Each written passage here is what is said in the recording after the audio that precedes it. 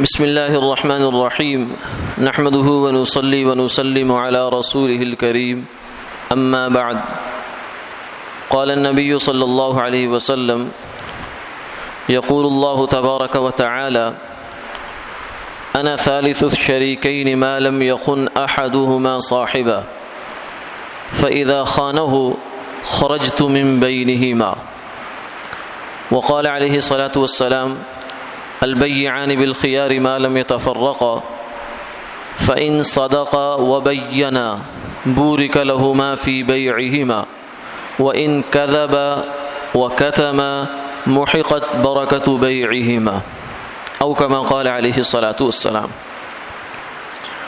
حضور نبی کریم صلی اللہ علیہ وسلم نے ارشاد فرمایا کہ اللہ رب العزت یہ فرماتے ہیں، یعنی یہ حدیث قدسی ہے کہ جو حضور اللہ کا فرمان نقل فرمائیں کہ جب دو لوگ شریک ہوں کسی تجارت میں، کسی کام میں، تو ان میں سے تیسرا میں ہوتا ہوں جب تک ان میں سے کوئی ایک دوسرے سے خیانت نہ کر لے۔ جب خیانت کرے تو پھر میں بیچ میں سے نکل جاتا ہوں۔ اور دوسری حدیث میں یہ فرمایا کہ دو آدمی جو آپس میں خرید و فروخت کرنے والے ہیں ان کو اختیار ہوتا ہے جب تک وہ اپنی نشست میں رہتے ہیں، ایک جگہ پہ رہتے ہیں۔ پھر یہ فرمایا کہ اگر وہ دونوں خریدنے والا اور بیچنے والا سچ بولتے ہیں اور خوب کھول کر کھلا کھلا معاملہ کرتے ہیں بغیر کسی ابہام کے، بغیر کسی چھپائے چیزوں کو، تو ان کی بیع و شراء میں، خرید و فروخت میں برکت دے دی جاتی ہے۔ اور اگر وہ چھپاتے ہیں یا جھوٹ بولتے ہیں تو اس صورت میں ان کی خرید و فروختی برکت ختم کر دی جاتی ہے، جلا دی جاتی ہے۔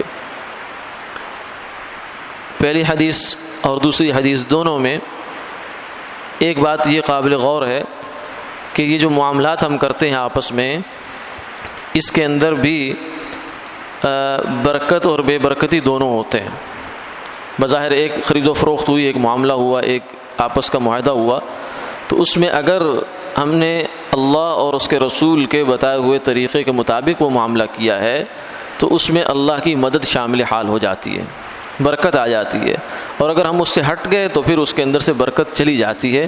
وہ نظر تو آ رہا ہوتا ہے، ہو سکتا ہے زیادہ پیسہ نظر آ رہا ہو، جیسے فرمایا کہ یمحق اللہ الربا ویربی الصدقات، اللہ تعالیٰ سود کو مٹاتے ہیں اور صدقے کو بڑھاتے ہیں۔ حالانکہ عجیب معاملہ ہے کہ صدقے میں پیسہ کم ہو جاتا ہے دکھنے میں، اور سود میں پیسہ زیادہ ہو جاتا ہے نظر آنے میں، لیکن اللہ فرماتا ہے یمحق اللہ الربا، اس کو میں مٹا رہا ہوں اور میرے مٹائے ہوئے کو کوئی دوبارہ بحال نہیں کر سکتا۔ اس لیے برکت اگر چاہیے تو پھر ہمیں اللہ اور اللہ کے رسول کے طریقے کے مطابق معاملات کرنے ہوں۔ پہلی چیز حدیث میں فرمایا کہ جب دو آدمی آپس میں معاملہ کرتے ہیں، بزنس کرتے ہیں، پارٹنرشپ کرتے ہیں، تو اس صورت میں ان کو چاہیے کہ بہت دیانت کے ساتھ چلیں۔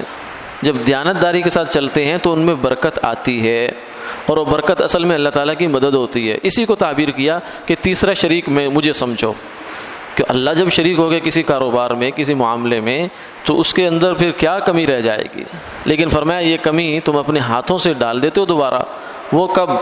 جب خیانت ہو جاتی ہے، ایک شریک دوسرے شریک سے کچھ چیزیں چھپانا لگ جاتا ہے، کچھ اور طریقے سے معاملات کو، اور اپنے پیٹ پر ہاتھ مارنا شروع کر دیتا ہے، دوسرے کے نقصان سوچنا شروع کر دیتا ہے، تو اس صورت میں وہ برکت وہاں سے ختم ہو جاتی ہے۔ اللہ تعالیٰ وہاں سے گویا کہ ان کی رحمت وہاں سے نکل جاتی ہے۔ اور دوسری حدیث میں فرمایا کہ جب آپس میں خرید و فروخت کرو تو اس میں بھی چھپایا نہ کرو، عیب چھپایا نہ کرو، بلکہ کھول دیا کرو معاملے کو۔ جتنا کھلا معاملہ ہوگا، جتنا سچا اور سچا معاملہ ہوگا، اتنی ہی اس کے اندر اللہ کی جانب سے برکت ہوگی۔ تو یہ آپس کے معاملات میں اس چیز کا خیال رکھنا چاہیے۔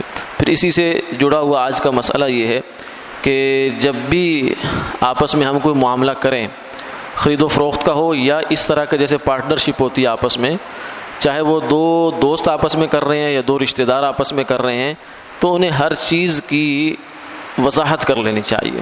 یہ نہیں ہے کہ بس تم بھی پیسے لے میں بھی پیسے لے آؤں، لیکن اب کوئی بات طے نہیں کی کہ کس بنیاد پہ ہم اکٹھے ہو رہے ہیں، نقصان ہوگا تو کیا ہوگا، نفع ہوگا تو کیسے آئے گا، کدھر آئے گا، کون کام کرے گا، کون نہیں کرے گا، پھر کس کا کتنا پرسنٹیج ہوگی، یہ پورا ایک طریقہ کار ہے شریعت کی جانب سے بتایا ہوا ہے. اس طریقے کے مطابق ہمیں بزنس کرنا چاہیے.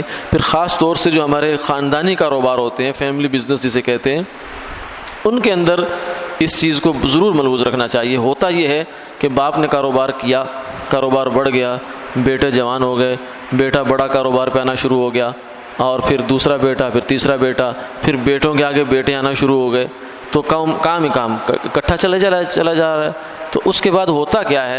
ہوتا یہ ہے کہ ہر شریک، ہر فریق اپنی اپنی توقعات اور اپنے اپنے دلائل لے کر بیٹھ جاتا ہے، اور پھر آپس میں بھائی چچے بھتیجے جو ہیں آپس میں دست و گریباں ہو جاتے ہیں، اور پھر پنچایتوں میں جاتے ہیں، پھر دارالفتاؤں میں جاتے ہیں مسئلہ پوچھنے کے لیے. لیکن بنیادی خرابی کہاں پڑی؟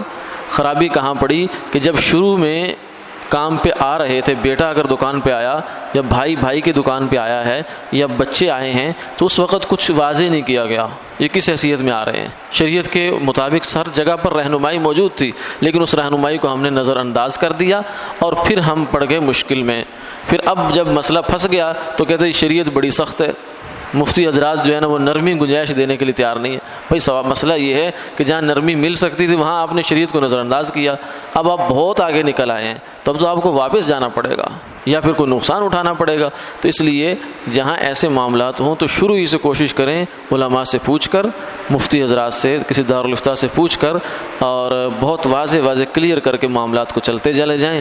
تو اس سے انشاءاللہ دنیا میں بھی راحت رہتی ہے، سکون رہتا ہے، اور آخرت کے اعتبار سے بھی انسان نفع میں رہتا ہے. آپس میں رشتہ داریاں ختم نہیں ہوتی ہیں. بزنس کی وجہ سے مسائل معاشرتی اور خاندانی نہیں پیدا ہوتے، بلکہ جب تک مقدر میں ہوتا ہے اکٹھے رہیں گے. جب نکلنا ہوگا بزنس سے تو نکل بھی جائیں گے آرام سے، کیونکہ شریعت کے طریقے کے مطابق چل رہے ہیں. تو اس صورت میں کوئی پریشانی کی بات نہیں ہوتی. اللہ تعالیٰ عمل کی توفیق عطا فرمائے.